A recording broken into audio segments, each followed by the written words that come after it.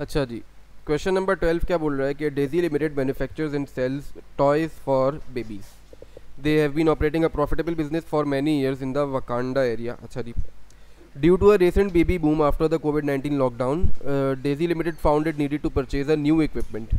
At the time, the director discovered the government was allocating grant to manufacturing companies operating in the Wakanda area. Daisy Limited director applied for the grant. अभी तक काम की एक भी चीज़ नहीं आई.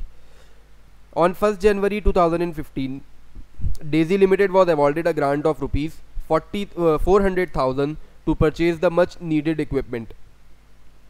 अच्छा जी, अब कुछ काम की चीज़ें आना शुरू हो गई हमारे पास. Daisy Limited had met all the conditions on the grant by 31 December 2014. सब कंडीशन फुलफिल्ड है, मतलब इस ग्रांट को हमने बस रिकॉर्ड करके अपनी इनकम में ले जाने का प्रोसेस स्टार्ट करना है. Apart from the actual acquisition of the equipment. अच्छा जी, सिर्फ एक इक्विपमेंट खरीदने की कंडीशन रह गई है.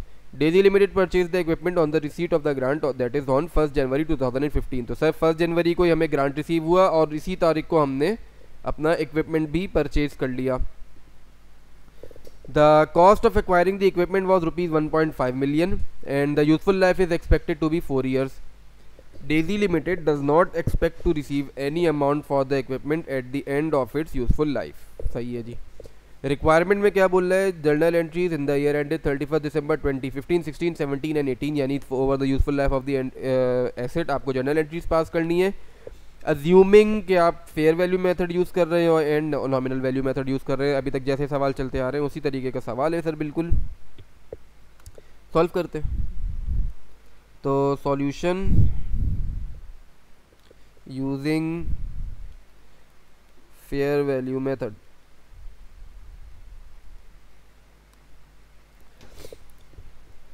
फर्स्ट जैन 2015 को मुझे ग्रांट रिसीव हुआ, तो इसके लिए मैंने एंट्री पास करी होगी कैश डेबिट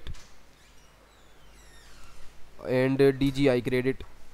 कितने से पास करी होगी सर ये एंट्री? 400,000 से. कैश एंड ग्रांट DGI दोनों 400,000 से रिकॉर्ड हो गए. इसी तारीख को मैंने प्लांट भी ख़रीद लिया अपना. तो plant debit cash credit 1.5 million, तो 150,000. ठीक है जी. ये तो डे 1 की अकाउंटिंग मेरी मुकम्मल हुई. फिर इसके बाद 31 दिसंबर को मैंने डेप्रिसिएशन चार्ज करी होगी और DGI को अपने अनअर्न्ड को इनकम में चेंज किया होगा. डेप्रिसिएशन एक्सपेंस कैसे कैलकुलेट करूँगा sir? Depreciation expense will be calculated at 1.5 million divided by useful life of 5 years, sorry useful life of 4 years. तो मेरे पास डेप्रिसिएशन आती है 375,000.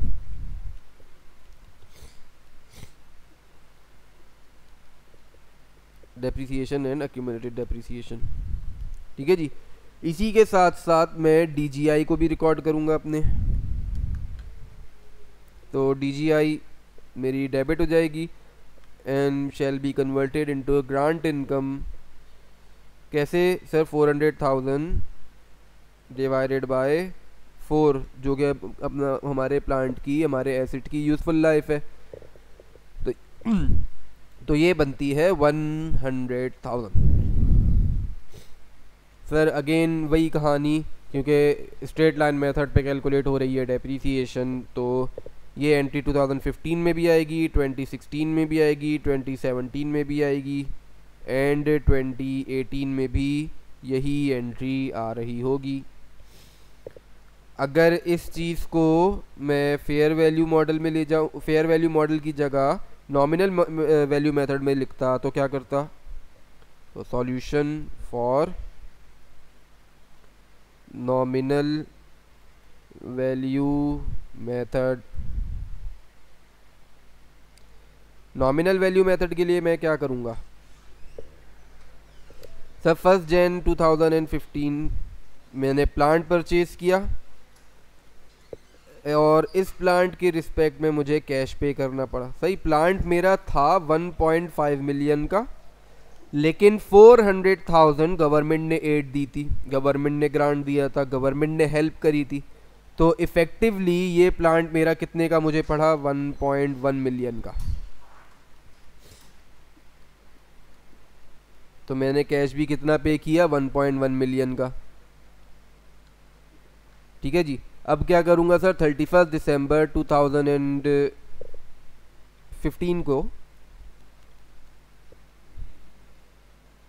मैं अपनी grant income record depreciation record कर रहा हूँगा।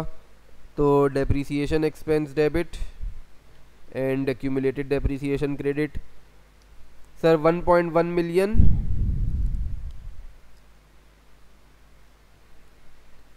1.1 million divided by 4 years of its useful life, तो मेरे पास फिगर आती है 275,000।